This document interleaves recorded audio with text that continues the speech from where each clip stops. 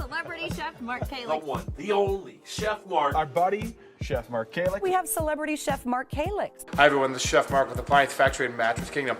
I'm back with more Dial a Chef questions. Remember, if you have questions about appliances or food, you can send them to dialchefmark@gmail.com and I'll answer your question in a video.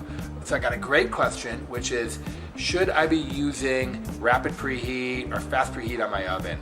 If you have an oven that has that feature, what's happening is that the oven is kicking on 2 or more heating elements simultaneously to help preheat your oven a little quicker.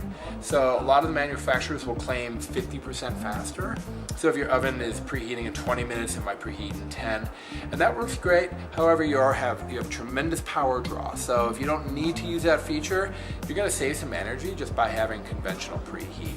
And while we're talking about preheating your oven, preheat your oven really thoroughly before you cook something. So I like to preheat my oven 35-45 minutes. After it beeps at me and tells me it's ready to go, I give it a few more minutes just to make sure that it's really thoroughly preheated. You're gonna see more even cooking if you take that little extra time with your preheat. This is Chef Mark. Make sure to subscribe.